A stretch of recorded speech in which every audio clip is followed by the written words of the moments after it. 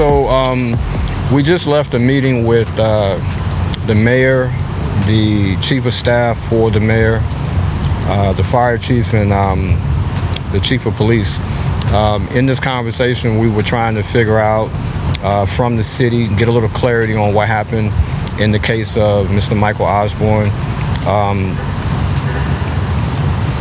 Questions were answered. I don't know if I'm very satisfied with the totality of those answers. If anything, I think I have a few more questions. We'll continue the process of looking into this a little more because we still need some answers as to the way things went.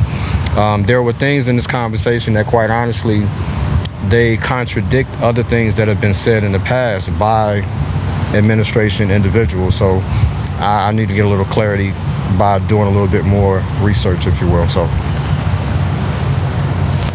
I don't know. I think the thing that bothers me the most is that instead of investigating the scene, they was fixed on just going by he say, she say stuff and assuming and assumptions instead of making the right determination of what caused his death.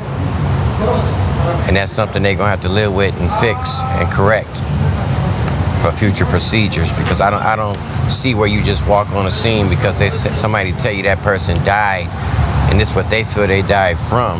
You as a cop, paramedic, you come in there and you don't properly examine the body and do your due diligence and taking care of your business to make sure that's the real reason why it happened. As I told the mayor, it was too much blood on the scene for a blunt head on a dresser with no sharp end. And I maintain and stick with that. They should have noticed that. It was too much blood. He had half his ear missing. If they did their proper work, they took pictures. They didn't see nothing on their pictures. They totally messed up the investigation. I'm not saying that's gonna interfere with them finding the person responsible for this, but it still tells me that there some things done that shouldn't have been done that could have hampered it, no matter what they say.